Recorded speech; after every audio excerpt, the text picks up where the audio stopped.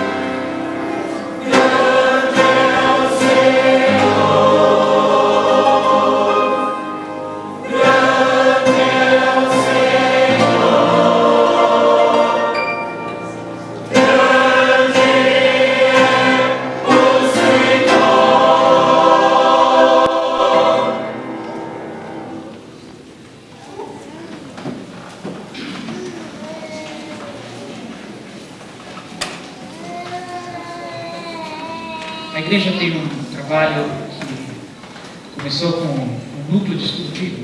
A pessoa abriu a casa, abriu oportunidade, o pastor iniciou um núcleo de estudo bíblico e a coisa se desdobrou.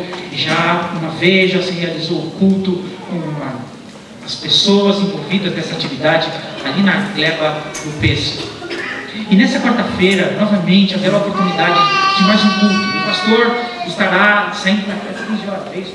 15 horas, aí o pastor, juntamente com a Sociedade Feminina Missionária, e naturalmente todos aqueles que tiverem oportunidade e tiverem desejo de se agregarem a isso, estarem aqui na quarta-feira, às 15 horas, para juntos saírem para um culto de evangelização na gleba do Pêssego, onde a igreja tem a ideia, onde a igreja tem a perspectiva de ali surgir uma igreja para a honra do nosso Deus. Ore por isso, veja se você tiver a oportunidade.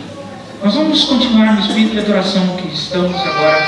Nós vamos agora dar parte, na verdade, devolver parte daquilo que Deus nos tem dado, aquilo que pertence a Deus, nós vamos fazer na forma de dízimo e na forma de oferta. Eu quero convidar o diácono, o irmão Gervásio, o irmão Vital, para que estejam aqui à frente, para que nós, nesse momento, façamos a entrega disso. Eu gostaria de fazer uma coisa, eu gostaria de cantarmos, enquanto nós estivermos entregando os nossos dízimos, nós vamos fazer com um ato de entrega, nós vamos fazer também com os nossos lábios. As nossas bocas estarão entoando um hino de adoração a Deus. Eu vou pedir ao Ananias que venha nos ajudar. Nós vamos cantar o hino número 114.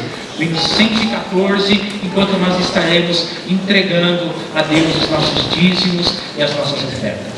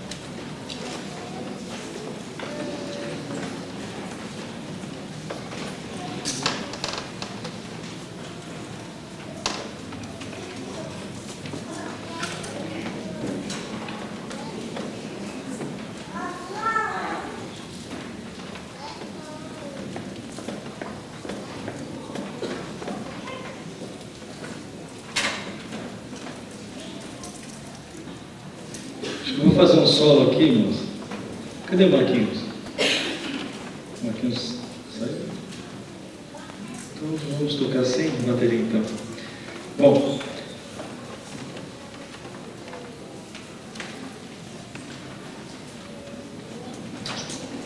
Marquinhos deve ter saído, daqui a pouco está chegando.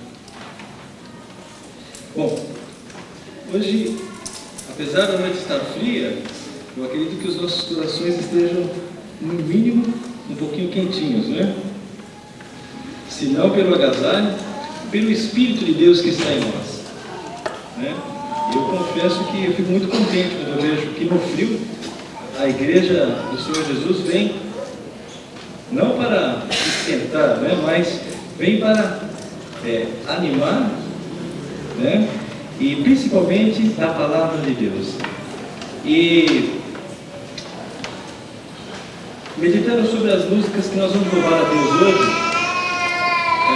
nós pensamos um pouquinho a respeito do que é dar lugar ao Espírito Santo dentro do nosso coração, o que é dar lugar no nosso coração para Jesus Cristo. E principalmente na adoração, isso é extremamente importante. E nós gostaríamos de louvar com os irmãos um hineto que é bem conhecido pela grande maioria, que é aquele hineto: aqui viemos adorar ao Cristo, proclamar o teu poder.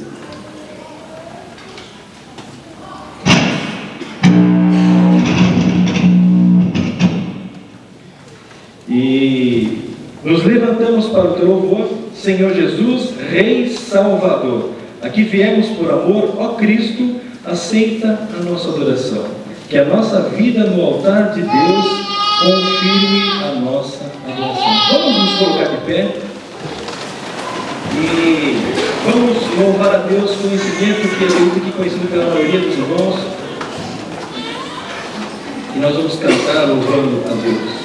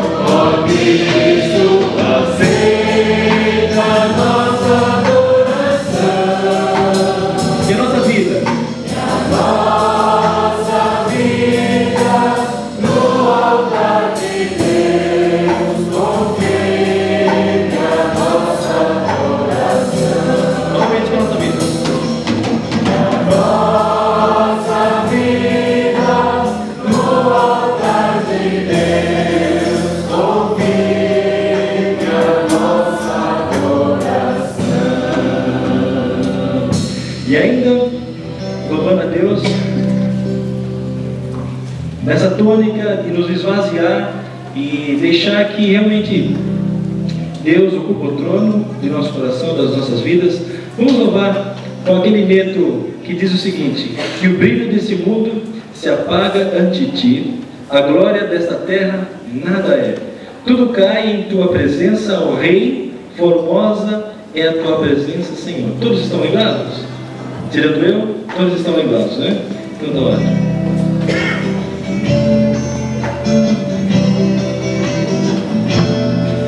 O brilho desse mundo se apaga de ti. A glória dessa terra. A glória dessa terra nada é. Tudo cai em tua presença. Tudo cai em tua presença. Formosa é a tua presença. Formosa é a tua presença, Senhor. Novamente. O brilho desse mundo se apaga de ti. A glória dessa terra nada é.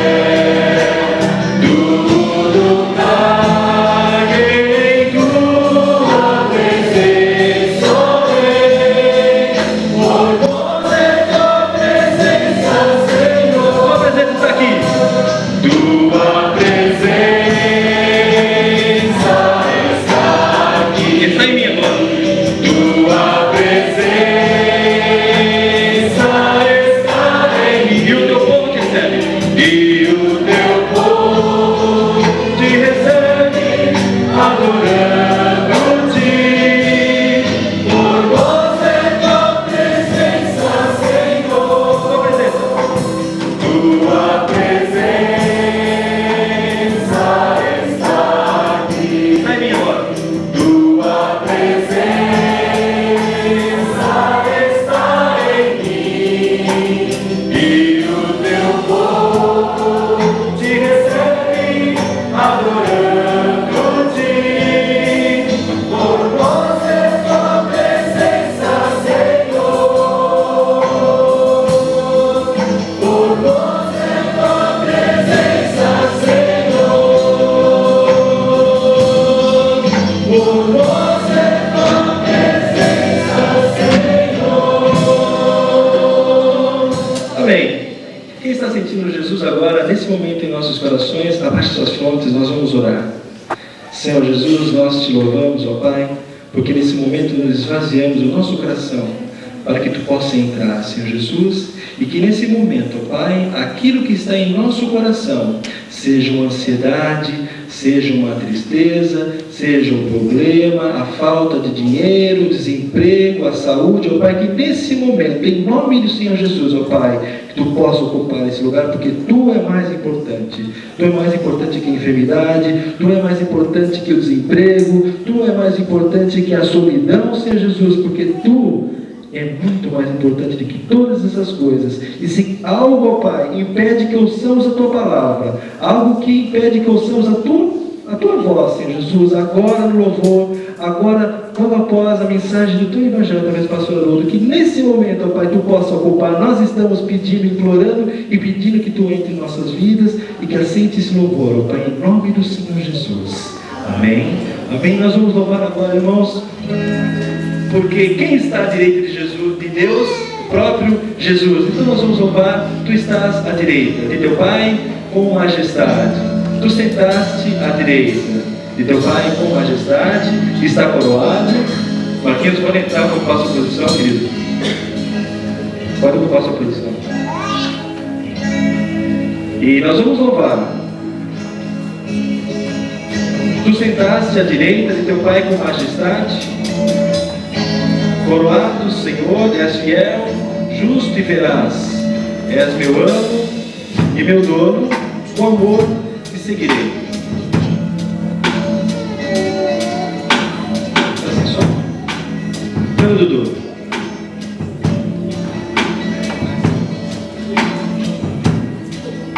Dá para ter som no baixo? O Dudu está lá em cima. Tem som?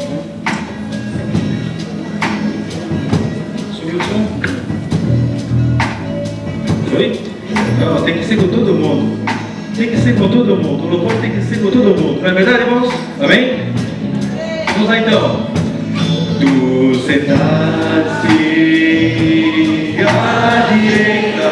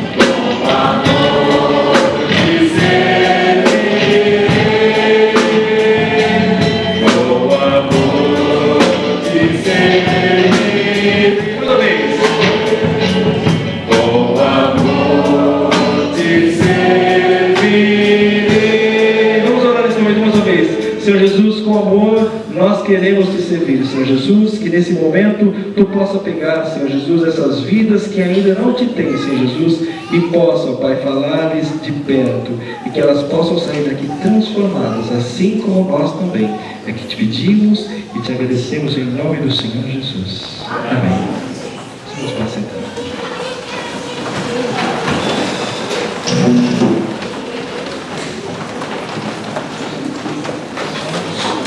Agora a mensagem de Deus para os nossos corações. Você que visitou-nos pela primeira vez, preste atenção no que você vai ouvir. Nós estamos orando para que Deus toque em você, mas em cada um de nós também.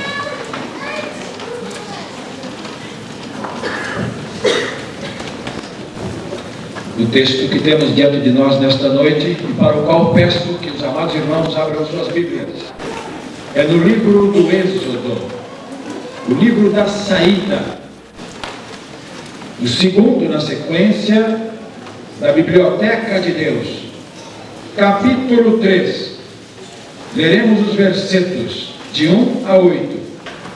A congregação poderá permanecer nos seus lugares, todos sentados como estão. Deus fala com Moisés do meio da sarça ardente.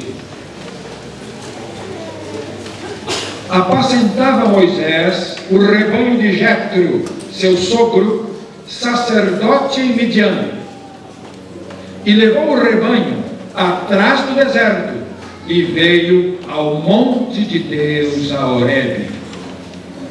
E apareceu-lhe o anjo do Senhor em uma chama de fogo no meio de uma sarça, e olhou, e eis que a sarça ardia no fogo e a sarça não se consumia. E Moisés disse: agora me virarei para lá e verei esta grande visão, porque a sarça se não queima. E vendo o Senhor que se virava para lá a ver, bradou Deus a ele, do meio da sarça, e disse: Moisés, Moisés. E ele disse: eis-me aqui. E disse: não te chegues para cá, tira os teus sapatos de teus pés, porque o lugar em que tu estás é terra santa. Disse mais: eu sou o Deus de teu pai, o Deus de Abraão, o Deus de Isaque e o Deus de Jacó. E Moisés encobriu o seu rosto, porque temeu olhar para Deus. E disse o Senhor: tenho visto atentamente a aflição do meu povo, que está no Egito, e tenho ouvido o seu clamor por causa dos seus exatores, porque conheci as suas dores. Portanto, desci para livrá-lo da mão dos egípcios, e para fazê-lo subir daquela terra a uma terra boa e larga, a uma terra que mana leite e mel, ao lugar do cananeu, e do heteu, e do amorreu, e do ferizeu, e do heveu, e do jebuseu.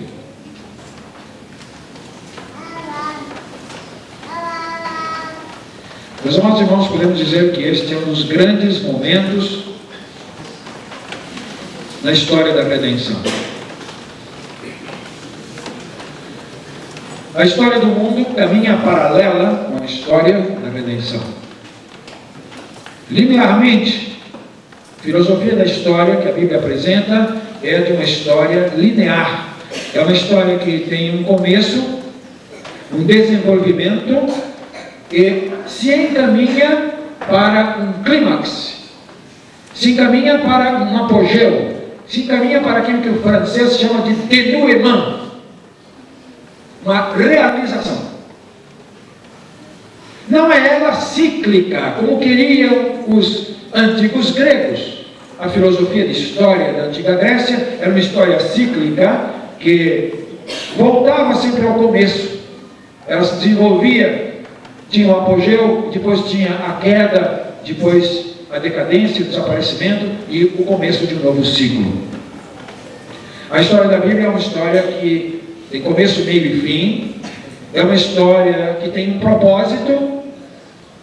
E é uma história com a qual se entrelaça a presença e o governo, ou se entrelaçam a presença e o governo de Deus. De maneira que, paralelamente, a mão de Deus vai acompanhando a história dos homens. A Bíblia não nos apresenta um Deus que tenha criado o mundo e tenha o abandonado à deriva. Nem mesmo como querem os deístas, que Deus criou o mundo e então estabeleceu as leis que o conduziam, e esse mundo então segue naturalmente as leis naturais, sem nenhuma intervenção de Deus. Na verdade, a história se desenvolve dentro da atividade humana, existe uma participação do homem efetiva, mas Deus está presente na história em todos os atos. Em alguns momentos, essa presença atinge um clímax. Em alguns momentos, essa presença atinge um ponto alto, um marco, direcionando essa história. Então, essa história é balizada, existem balizas muito claras nesta história. A primeira baliza está no começo de Gênesis, quando Deus cria todas as coisas. No princípio, Deus. Esta é a primeira baliza da história. E se nós olharmos para trás, se nós, numa visão retrospectiva da história, não tivermos lá atrás esta primeira baliza, este primeiro referencial, que é Deus, nós ficamos perdidos na história. Se falta este primeiro elemento, o elemento basilar, o elemento inicial, o referencial por excelência, que é Deus, a história fica uma sucessão de eventos desconexos e sem sentido. Se não há Deus lá atrás, no começo de tudo, a vida se torna um enigma indecifrável. Se lá atrás de tudo não há Deus, então a vida se torna uma comédia, para não dizer uma tragédia, ou então uma tragicomédia, uma comédia trágica. Se olhando para trás não há Deus na história, então não vale a pena viver. O próprio Tiago faz a pergunta: o que é a vossa vida? E respondendo, do ponto de vista meramente humano, ele mesmo responde: é como um vapor que dura por um tempo e depois se desvanece. E só que o primeiro grande marco da história, olhando para trás, é Deus.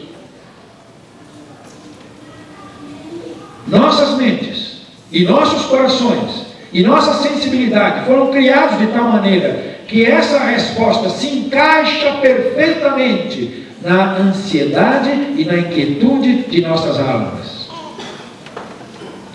Não foi um fato forjado. Isso não é uma história de carochinha. Isso não é uma lenda. Isso não é mito.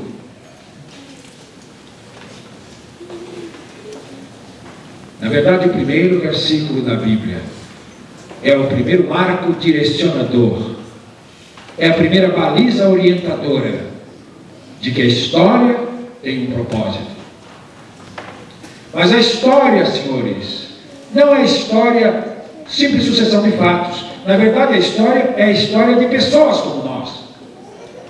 De modo que quando nos referimos à história, nós estamos nos referindo a seres humanos. Estamos nos referindo a vidas, a pessoas, de carne e ossos, como você e eu. Na verdade, a história é você. A história sou eu. São as gerações que nos antecederam. São as gerações que nos seguirão em seguida. De sorte que no começo, lá da nossa existência, a Bíblia já inicia nos direcionando, dizendo de onde viemos. Esse é o primeiro grande momento. O segundo grande momento da história é quando, após criar todas as coisas, inclusive o homem à sua imagem e semelhança, o pecado entra na experiência do homem. Esse é o segundo grande momento da história. Um momento triste, um momento catastrófico, uma catástrofe de proporções cósmicas. Acontece quando o homem se levanta, a criatura se levanta contra o seu Criador. Um outro marco importante na história é quando Deus promete um Salvador. Na mesma cena do pecado, no mesmo ambiente onde o homem nega o Criador e se rebela contra ele, neste mesmo ambiente, Deus disse que da semente da mulher nasceria um que esmagaria a cabeça da serpente. Gênesis capítulo 3, versículo 15. Então a promessa de um Salvador, a promessa de um que viria para restaurar a herança perdida de Deus, um que viria para de novo reconciliar a criatura rebelde de novo com o seu Criador, para devolver a vida espiritual que ele perdera. De sorte que este rastro, de sorte que este referencial de um Salvador prometido vai agora permear toda a história. E como é que Deus começa a cumprir este trato? O próximo grande momento de chamada de Abraão, porque com este homem Deus vai começar uma nação, e essa nação vai trazer o Messias. O próximo grande momento é o cativeiro no Egito, é a descida para o Egito, onde Deus vai treinar o seu povo durante 4 séculos, para depois dar-lhe a terra e dar-lhe condições de se organizar como nação. Pois é neste exato momento, no final desse cativeiro de 400 anos, que acontece este outro grande momento, quando Deus levanta um homem para conduzir o povo na saída. Esse homem é Moisés. Com Moisés, o povo de Israel não só sairá do Egito, porque a mão de Deus atuará na história, a mão de Deus interferirá nos intentos de Faraó, mais poderoso monarca de então, para tirar o seu povo, mas fará com esse povo um pacto, lá no Monte Sinai. Serão dadas as leis, as tábuas das leis, as 10 palavras, os 10 mandamentos, os 5 primeiros livros da Bíblia. E todo o Velho Testamento será o desenvolvimento dos 5 primeiros livros da Bíblia escritos por Moisés, desabrochando no novo pacto, com a vinda de Cristo, o cumprimento da promessa e o nascimento do Novo Testamento, começo da igreja. Então, ao abrirmos a Bíblia, logo no primeiro versículo, já nos é dada uma base, já nos é dado um fundamento inamovível, confiável, sublime, adequado, satisfatório ao nosso mecanismo racional, adequado à nossa ansiedade espiritual, à nossa natureza. E então nós descobrimos que há sim sentido em viver, por mais aparentemente contraditória que essa afirmativa possa se nos afigurar. Queria destacar nesta chamada, porque o que realmente aconteceu foi que Moisés foi preparado por Deus. Deus, quando vai agir na história, Ele usa pessoas. Este é um princípio que descobrimos desde o começo. É um princípio que a Bíblia vem mostrando e reeditando e reafirmando e confirmando e repetindo a cada página. A história da igreja de quase 2000 anos é uma história do agir de Deus em cada geração, através de homens e mulheres que Ele chama para ministrar ao seu povo. Porque o ser humano é o método de Deus. Deus usa pessoas. Quem sabe quantos aqui nesta noite, independentemente de sua idade, porque Moisés foi chamado com 80 anos. Então, para Deus, esse critério meramente cronológico de vida é um detalhe irrelevante. Nas mãos de Deus, um homem de 80 pode ser uma bênção. Uma criança de 5, 6, como Samuel, pode ser uma bênção. Não sabia nem responder à chamada de Deus ainda. Mulheres frágeis, mulheres numa desvantagem social sem precedentes, foram instrumentos de poder nas mãos de Deus em muitas gerações. Quando Deus tem um propósito a realizar, Ele chama alguém. E eu, ao olhar este auditório bonito, eu fico pensando quantas pessoas aqui. Eu diria que a cada um desses rostos é a representatividade de um instrumento em potencial nas mãos de Deus. Nesta noite, cada vida pode ser uma resposta a uma necessidade nas mãos de Deus. Isso pode parecer algo de um certo aspecto grandioso demais, você considerar que Deus possa usar a sua vida para algum propósito. Mas é isso que nós aprendemos do livro de Êxodo. Deus usa pessoas frágeis e imperfeitas como nós, para que toda a glória seja dele. Deus usa pessoas. E Moisés foi uma vida que Deus veio preparando para uma tarefa. Foi uma preparação de 80 anos para um ministério de 40. Que na verdade significou 2 anos de preparação para cada ano de ministério. Senhores, é tão importante a verdade que Deus usa pessoas, quanto é importante a verdade que Deus usa pessoas preparadas. A preparação para fazer a obra de Deus é algo de indispensável caráter. As pessoas que Deus usa, o homem que Deus usa, a mulher que Deus usa, vemos na Bíblia, são pessoas simples e comuns como você e eu, mas pessoas que foram criteriosamente preparadas para a tarefa. Havemos de considerar ao realizar a obra de Deus em qualquer área a que fomos chamados, responder à chamada, apresentarmos-nos a Deus para fazer a tarefa e perguntarmos-nos: como está sendo o meu preparo para essa tarefa? Eu estou realmente me preparando para essa tarefa? Então, uma pessoa comum como nós, simples e frágil como nós, uma pessoa nas mãos de um Deus como nós, e devidamente preparada, é uma bênção para nós.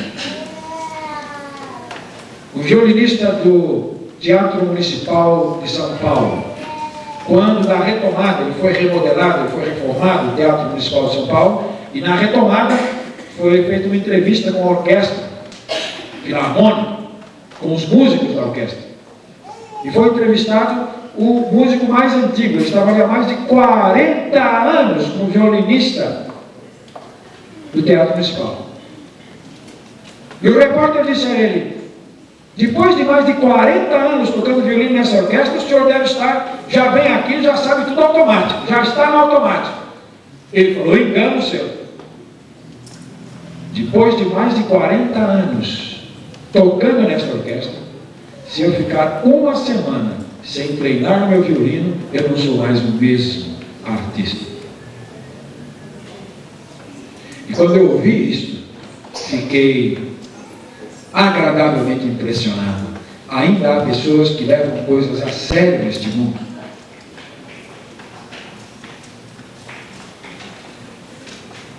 Assume uma responsabilidade, recebe um dom de Deus, porque a música é um dom de Deus, e então se consagra mais de 40 anos a esta arte magnífica,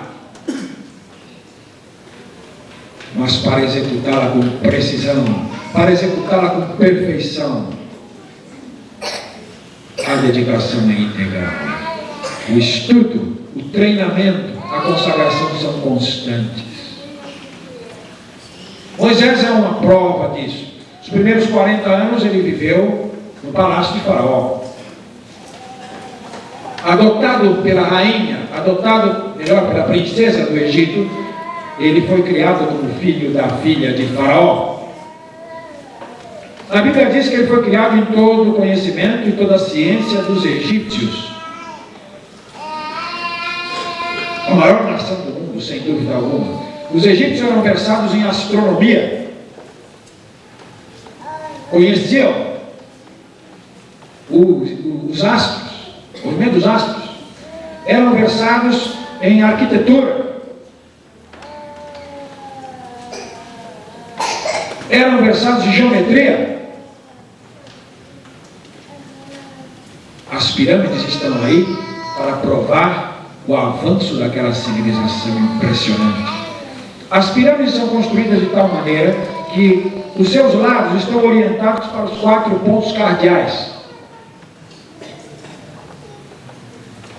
E somente recentemente, através de uso de computadores, eles perceberam que o erro é de tal monta que é desprezível em termos matemáticos.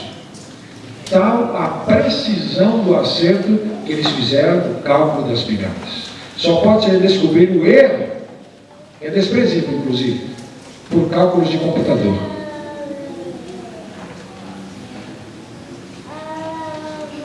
O fato de Moisés ter provavelmente sido o criador do alfabeto hebraico passa por ele ter aprendido os hieróglifos reservados só aos sacerdotes e aos membros da casa real. O teorema de Pitágoras suspeita hoje a história que não seja bem dele, porque os gregos mantiveram um amplo comércio com os egípcios e muitas das coisas que os gregos desenvolveram mais tarde, lá no conhecimento clássico, foram colhidos da civilização dos egípcios.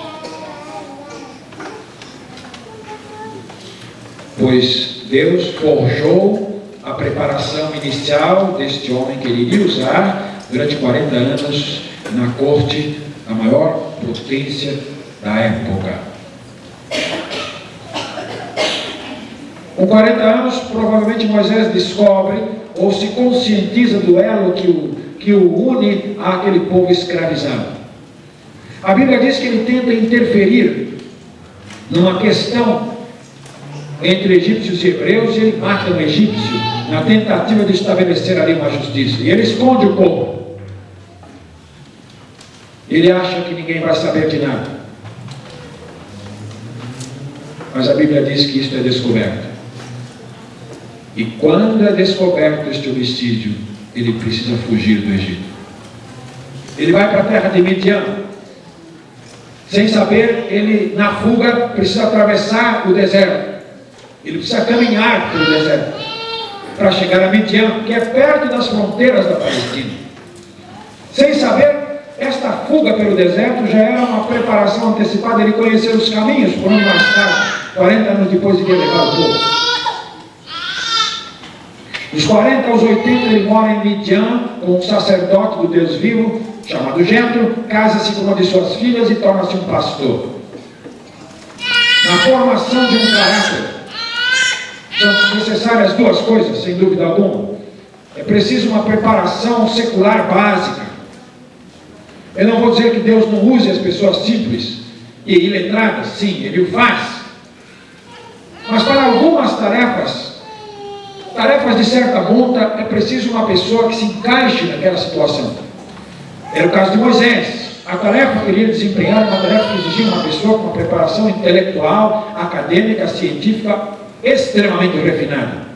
E ele o teve. Mas é preciso uma outra coisa para ser uma bênção nas mãos de Deus. Não é suficiente ser doutorado, ter versado em uma ciência. Não é suficiente estar ao corrente dos últimos avanços tecnológicos. É preciso aprender na escola da humildade e da dependência de Deus.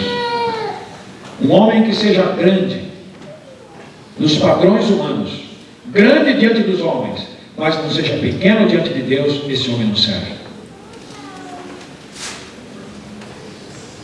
Deus precisaria quebrar primeiro as resistências, talvez quebrar muitos dos respeitos humanos que aderiram ao caráter de Moisés, porque estava acostumado a mandar, estava acostumado a liderar, estava acostumado ao respeito das pessoas por sua posição.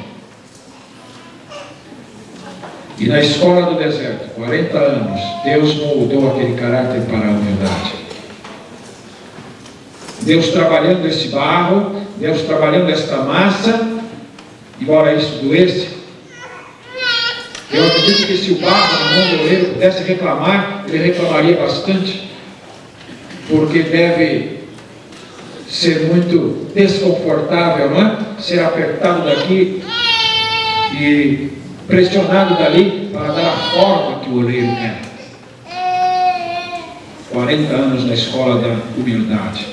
40 anos entre as cabras, os carneiros, as ovelhas. 40 anos entre os camaleões do deserto, as cobras, os chacais, os lobos. 40 anos entre seres da natureza que não reconheciam. O nobre não distinguia o nobre do plebeu, o doutor do analfabeto, o adulto do jovem. E quando Deus percebeu que Moisés estava no ponto de uma vida de humildade e dependência, aí então Deus se manifesta a ele.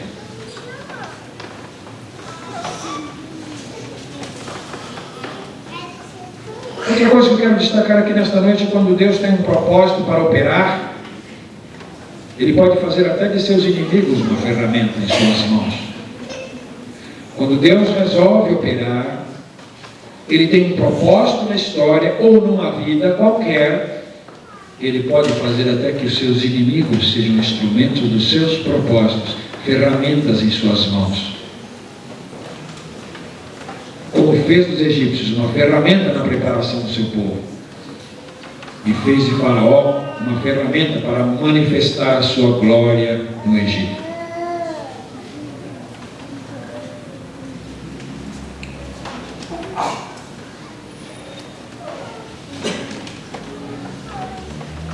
Eu gostaria de dizer para os irmãos uma coisa: Deus aparece a Moisés de uma maneira extraordinária, uma sarça, que é um arbusto do deserto, um arbusto comum no deserto. E esse arbusto comum se incendeia. Claro que Moisés estava acostumado às combustões espontâneas, que não são raras no deserto. Ali, nos tempos mesmos da seca, da aridez, os vegetais ficam estupicados, ficam secos. E não é rara, numa ocasião de um sol muito intenso, que uma combustão espontânea aconteça. Então Moisés tinha visto várias vezes aqui e ali, um ou outro arbusto em chamas do deserto. E talvez esta fosse mais uma delas. Mas Moisés olhou uma vez, o arbusto estava ardendo. Ele vai lá, atende suas ovelhas, ele volta uma hora depois e o arbusto continua ardendo. Ele vai, abebera mais umas ovelhas, mais 2, 3 horas, ele volta, o arbusto continua ardendo. E ele então vê uma sarça que arde e não se consome. Isso ele nunca tinha visto. Então ele se aproxima para ver o que se passava. E então, quando Moisés se aproxima para ver, o Senhor brada para ele de dentro da sarça e diz: Moisés. Na verdade, aquela foi uma teofania. A palavra teofania significa manifestação de Deus. No Velho Testamento, Deus se manifesta muitas vezes. Às vezes como um homem, no caso de Abraão, por exemplo, 3 varões, não é? Às vezes como um anjo, no caso de Gideão, por exemplo, ou dos pais de Sansão. E nesta ocasião, um fenômeno da natureza, uma sarça inflamada, pegando fogo, e ficava ali, indefinidamente incandescente.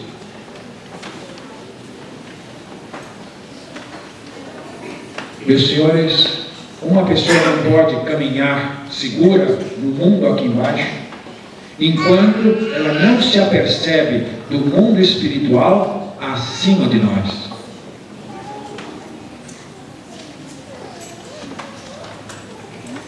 Só podemos caminhar com segurança, só podemos palmilhar a vida aqui, esta peregrinação, com base sólida, se estivermos conscientes da realidade do mundo espiritual.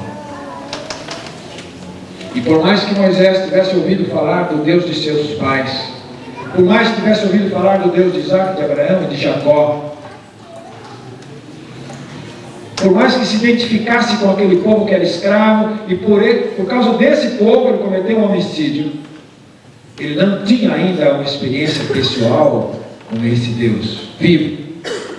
Porque em última análise o Evangelho é um encontro pessoal com Deus, de quem recebemos informações de outras pessoas. É assim que começa em nós a ação de Deus. Alguém vem e testifica de Deus para nós.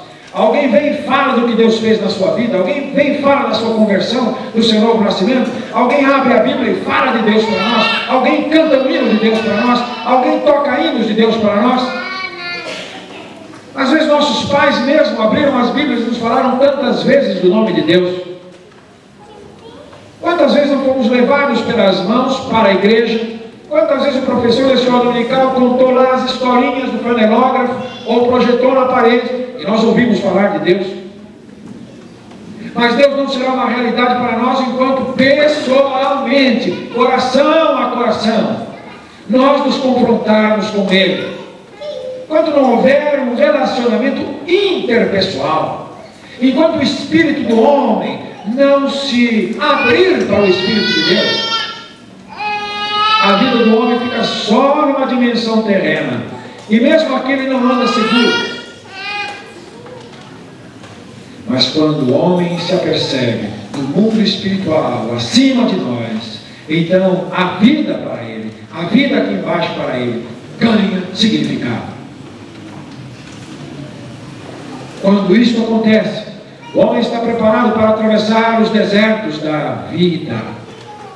Quando isso acontece, o homem está preparado para a falta de água, está preparado para a perseguição de um exército por trás, está preparado para um mar que está na frente dele.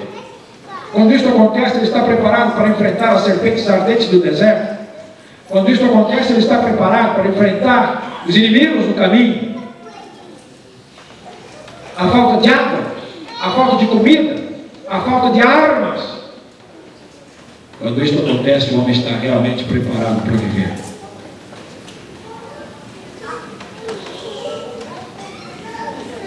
Já se percebeu você do mundo espiritual acima de nós? Deus já é para você uma realidade existencial pessoal.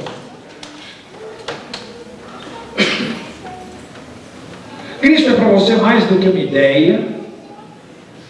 Cristo é para você mais do que um personagem da história, mesmo da história sagrada.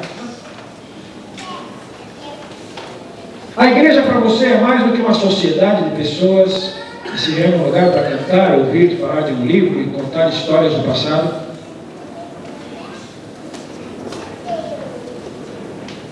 Se isso ainda não aconteceu, Deus quer que aconteça.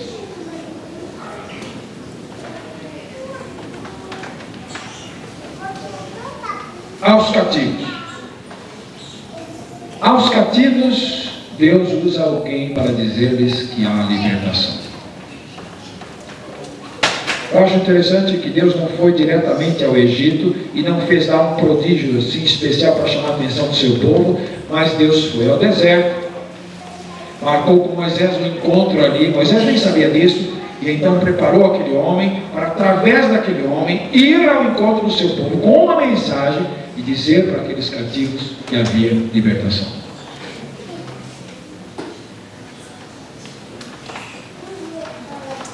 Há multidões hoje no Vale da Decisão, irmãos. Neste exato momento que estamos aqui, ao abrigo deste templo, comodamente sentados, meditando em coisas tão elevadas, talvez tão perto de nós estejam pessoas se degradando barbaramente. Talvez muito perto de nós, adolescentes, mesmo crianças hoje, delinquindo, ou sendo violentados, abusados, deturpados, degenerados pela maldade deste mundo. Neste exato momento, muitos estão derramando lágrimas desesperados. Muitos estão dominados no mundo da droga. Outros estão enveredando pela contaminação das doenças sexualmente transmissíveis. Outros estão na maior lamaçal moral que se possa imaginar. Outros atrás das grades. Outros com crimes. Outros com intrigas. Porque o mal fez do homem, o pecado fez do homem um escravo. A Bíblia diz que o que comete pecado é escravo do pecado. Então Deus quer usar pessoas como nós para ir até elas e dizer-lhes que há libertação. Há um Deus que liberta.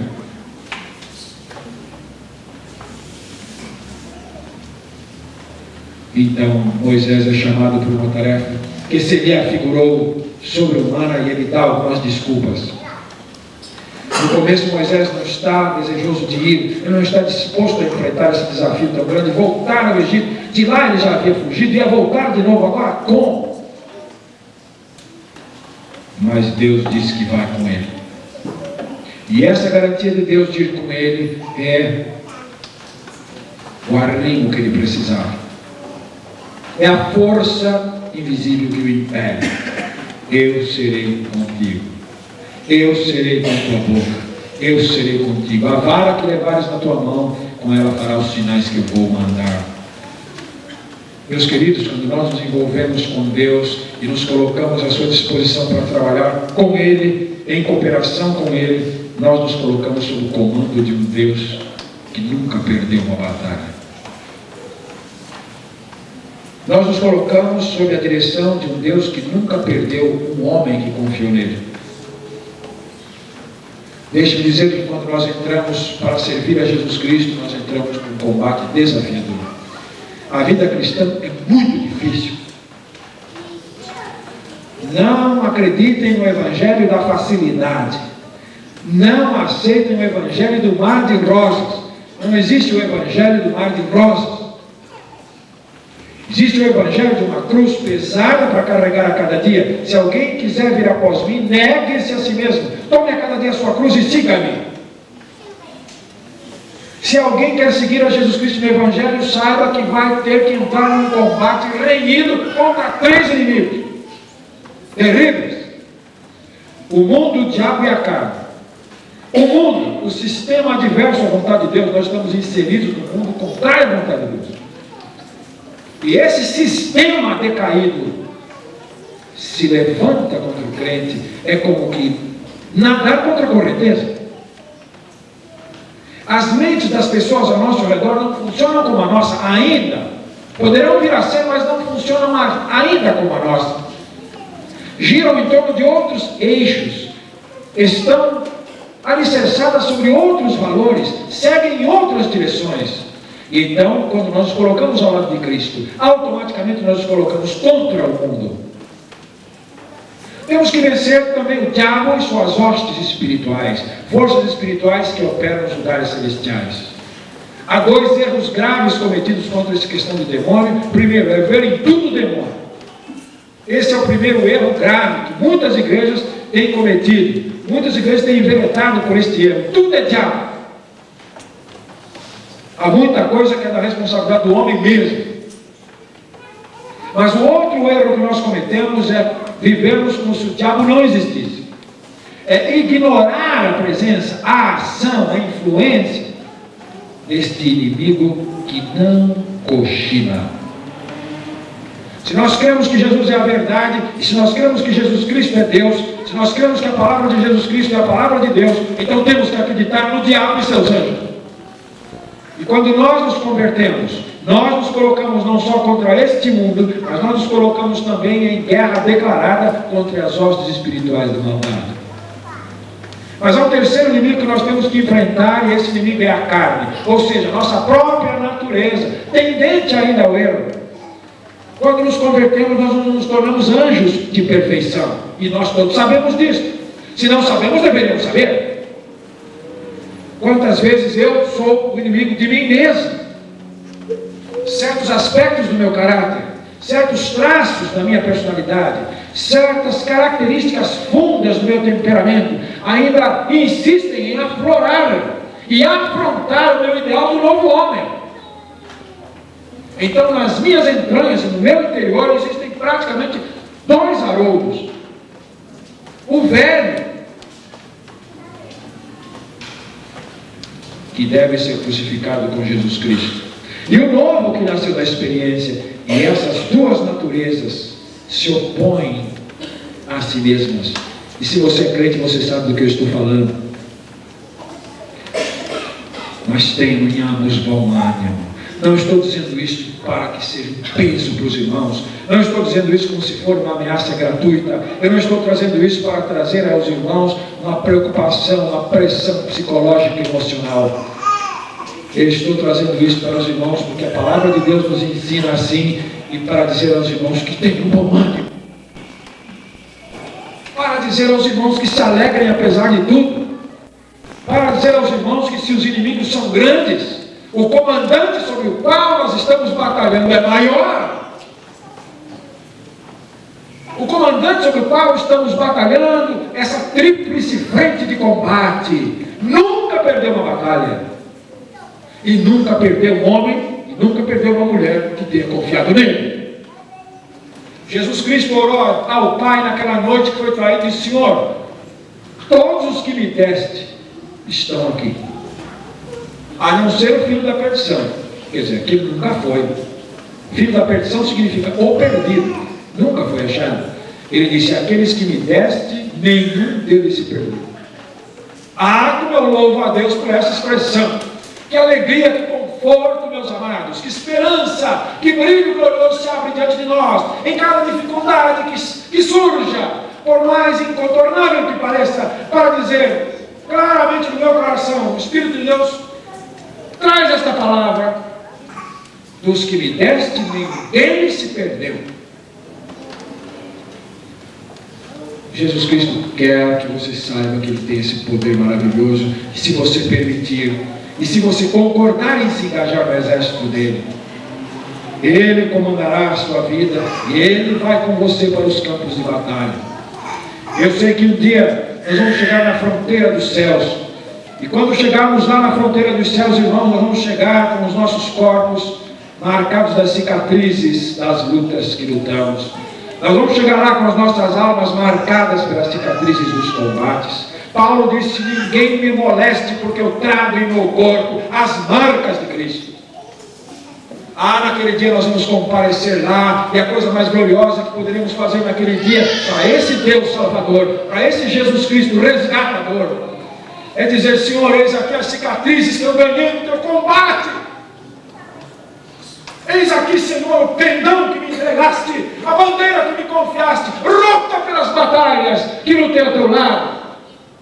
Eis aqui, Senhor, a armadura de Deus. Sim, ela está marcada nas pancadas do adversário, mas eis aqui como um tributo de honra, porque lutei sob a tua tática. Chegaremos lá com certeza, talvez mutilados, sim, senhores, mas chegaremos lá com certeza. O nosso Deus é o nosso comandante, nunca perdeu uma batalha e nunca perdeu um só homem.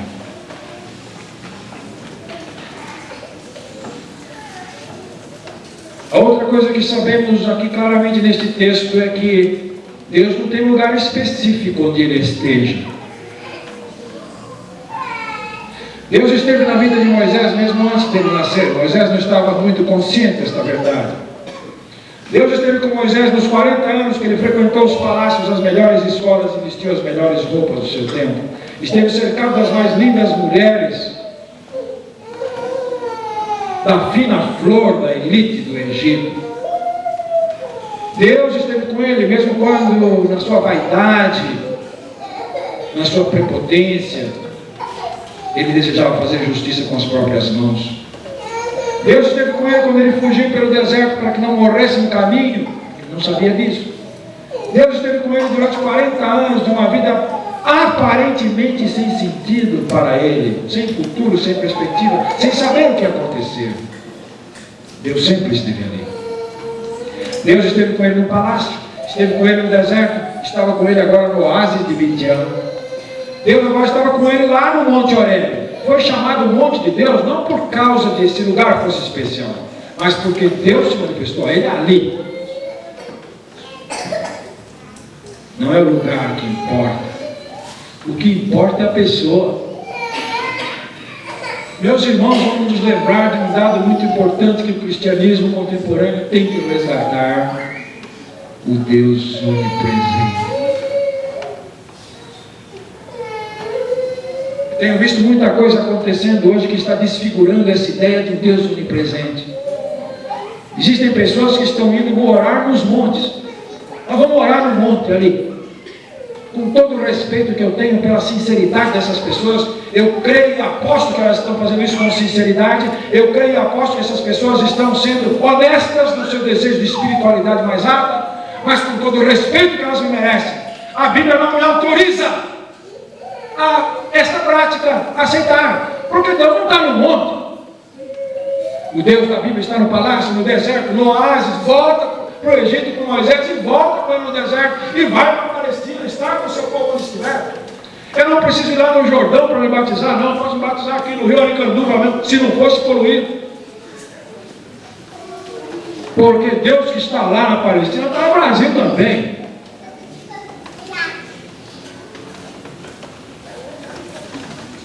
Vamos celebrar a ceia com vinho de Israel. É a mesma coisa do vinho brasileiro, só que não fala português. Não, senhores, isso é fetichismo, isso é misticismo, isso é superstição barata. Deus está em todos os lugares, em algum lugar especial. A casa de Deus por excelência é o coração do homem.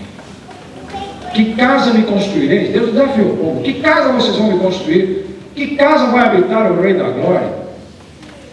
Mas a Bíblia diz: ele habita com o contrito de coração. O seu coração é o lugar onde Deus quer estar, viu? E o importante para Deus é a pessoa, não é o lugar. Vou colocar isso no nosso coração. É sagrado o lugar onde você está com Deus. Esse lugar é sagrado. Estou no metrô lá, sinto no meu ombro, 10 nas minhas costas, 3 debaixo do meu pé. Deus está ali com você. Não uso o metrô, vou de bicicleta mesmo, que agora ganhei a bicicletinha. Deus está com você na bicicleta. Melhorei um pouquinho, comprei aí um Fusquinha 58. Deus está com você no Fusquinha de 40 anos atrás. Estou andando a pé. O ladrão levou meu carro, estou andando a pé. Deus está com você no caminho. Onde você está, o importante é você, não é lugar. Quando nós conseguirmos desvendar isso claramente, está com você na sua casa, irmão. No caminho ao vir para cá, na igreja com todos, nessa reunião de uma maneira especial, mas ao sairmos daqui ele vai conosco. Não é o lugar que importa. Jesus Cristo disse: onde estiverem 2 ou 3 reunidos, ali estarei eu no meio deles. O importante é a pessoa e não o lugar. Se você puder descobrir quanto você vale para Deus. Você para Deus, meu amigo, minha amiga, você para Deus é tão precioso que não existe substituto para você no coração de Deus. Deixe-me dizer isso. Não existe substituto para você no coração de Deus. Você é único. Há uma linguagem usada por aí quando uma pessoa falece: o instinto deixou o filho. Uma coisa é verdadeira e outra não é verdadeira. O instinto está extinto da raça que está vivendo aqui na Terra. Não é isso? Mas não é para Deus. Não é para Deus. No coração de Deus não existe instinto. Existe lugar para todos. E o lugar de cada um de nós no coração de Deus é singular. Ninguém preenche. Alguém está perguntando para o menininho: quantos irmãozinhos vocês são? Nós somos em 3. E de quem o papai gosta mais? O pequenininho falou: papai gosta mais do Zezinho porque é o mais velho. Mas gosta mais da Joaninha porque é a única menininha. E gosta mais de mim porque sou caçulinha. Resposta de criança, mas profundidade espiritual. Deus tem uma razão toda especial para gostar de cada um de nós, como não tem para gostar do outro. Ah, se nós descobríssemos como Deus gosta de nós.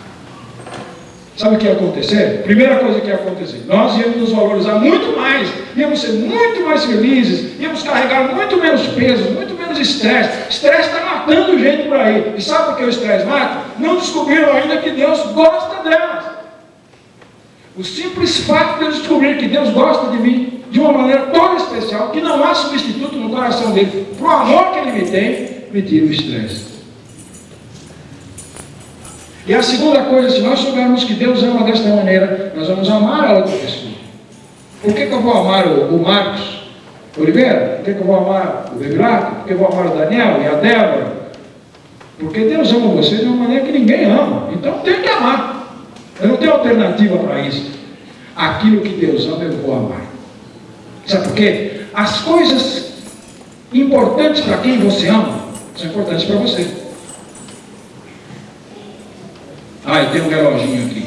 Reloginho aqui é folhado a ouro? Não, é um banhinho mesmo de metalzinho mesmo. É cronômetro? Não, não é cronômetro. É digital? Não, é corda mesmo na mão. Quanto você quer por ele? Não vendo por dinheiro nenhum. Por quê? Meu pai me deu. Meu pai me deu, meu. Igual esse não existe outro. Eu posso ganhar um mais bonito, mais caro, mais sofisticado, mas igual esse não existe. Porque meu pai me deu. E porque eu amo meu pai, eu valorizo aquilo que ele me deu. Então, se eu descubro que Deus ama você dessa maneira, eu não tenho outra alternativa senão amar você.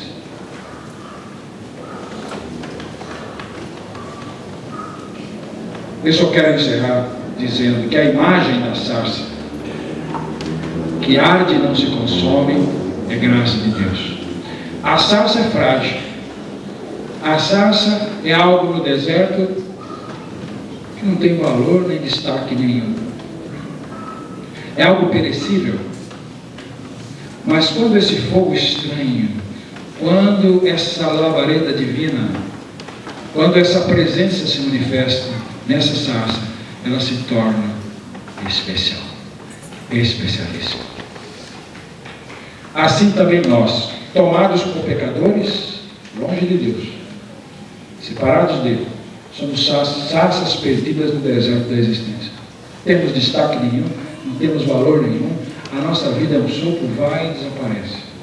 Mas um dia a glória de Deus se manifesta a nós e nós recebemos em nós essa glória, então a sarça se inflama e não se consome. Ela continua sendo sarça, continua tendo a natureza da sarça, mas a presença de Deus brilhando nela dá destaque a todos os outros vegetais ao redor e faz dela imperecível.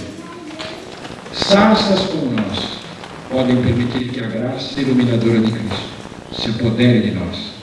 Continuaremos sendo sarças? Em certo sentido sim, mas em certo sentido a presença de Deus garantirá que nunca, jamais seremos consumidos.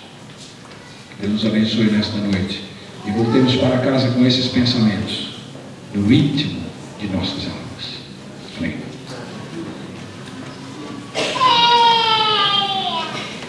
Vamos ouvir